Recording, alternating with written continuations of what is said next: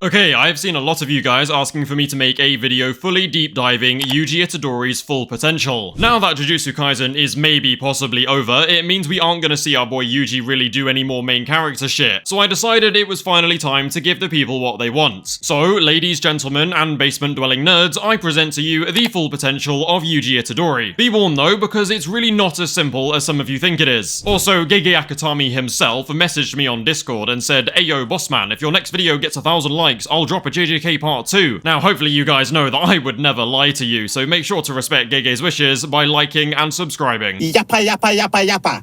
Shut it, please. Oh, whatever, let's just get started. Now, before we even start looking at curse techniques, I first have to take time to glaze the shit out of Yuji's insane skill with Jujutsu at a basic level. From being Sukuna's vessel, Yuji actually gained muscle memory from when Sukuna controlled cursed energy in his body, meaning that his control with cursed energy is already crazy impressive. What many people tend to overlook, though, is that Sukuna was not the only Jujutsu genius that Yuji actually learned from. During the time skip, Yuji soul swapped with both Kusakabe and special grade God Emperor Yuta Akotsu. Gaining Kusakabe's curse energy control is definitely impressive enough, but the swap with Yuta is actually way more important than some of you realize. And that's because Yuta actually swapped with Gojo before this in order to master his own cursed energy, improve his own domain, and learn how to use the limitless technique. So when you really think about it, all the things that Yuta learnt about controlling cursed energy from Gojo should have then been passed on to Yuji indirectly. And he also learned RCT from this soul swap as well, which is pretty cool. This means that Yuji's control over cursed energy is a skill engraved in him by Sukuna, Gojo, Yuta, and Kusakabe. And these are literally the best characters in the entire verse with cursed energy. Of course, a lot of it also comes down to the fact that Yuji's own innate skill is just crazy, and also the fact that he was taught by Todo all the way back in the beginning of the manga. And we all know that Todo is the best teacher in Jujutsu Kaisen. Not only is he physically enhanced though, but he's also one of the most skilled hand-to-hand combatants in the entire series. Now pair this with his strange natural talent for hitting black flashes, and you already have yourself a sorcerer stronger than every single grade 1, and even that fraud Hakari. It's also very important to remember that Yuji Itadori soaked up a load of cursed energy from being Sukuna's vessel, and likely gained even more from eating the curse womb shit paintings. So he definitely has a special grade level cursed energy reserve. However, even though his skill with cursed energy and his efficiency can become even more refined over time, the actual amount of cursed energy he has won't really climb any higher. Yuji's cursed energy may be a lot, but it is not anywhere near Sukuna's and won't ever reach Sukuna's level because that's not really how cursed energy works. Now this also brings me on to another point that I want to clear up very quickly. I often get asked the question, what if Yuji ate this and then got its technique and cursed energy? Now I want to make it very clear that this is not how Yuji Itadori works. He cannot simply eat a cursed tool or something like that and then gain its abilities. The only reason that Yuji gained Shrine, Blood Manipulation, and cursed energy is because the things he was eating were parts of souls sealed within cursed objects. As we know, Backshot Jaku made Yuji into the perfect vessel so he can suppress these cursed objects and take their abilities. However, eating a normal-ass cursed tool like Nanami's 7-3 tool won't really do anything other than make Yuji's bathroom breaks very uncomfortable. I'll move on to the full potential of his cursed techniques now, but I wanted to clear this up before I started seeing comments going, oh, his potential is the highest because he could just eat Maki and get Heavenly Restriction. Like, no, bruv, that's not how that works. Anyway, when it comes to discussing Yuji Itadori's full potential, it's obviously important to look at his use of Shrine and Blood Manipulation. Now, there's lots we can say about both of these techniques, but there is one topic in particular that everyone seems very interested in, and that is the secret ability of Shrine that we have never seen Yuji use, known to us as Furnace, or the Divine Flames. When Sukuna uses his flames in Shinjuku, we are told how it works, what limitations it has, and how Sukuna resolved those limitations via binding vows, because how the hell else does Sukuna go about solving anything? You see, in its raw, natural state, the flames are very slow and have some Hakari level range. So Sukuna made a binding vow where he fixes these weaknesses by only using it in a 1v1 outside of Malevolent Shrine. Obviously, upon reaching his full potential, Yuji will most definitely learn to master his Divine Flames. However, I don't think he will make it into a fire arrow like Sukuna does. Unlike Sukuna, Yuji massively favors close quarters combat, which is something Gege put very strong emphasis on all the way through the Shinjuku arc. We have literally never seen him throw a dismantle, and even when he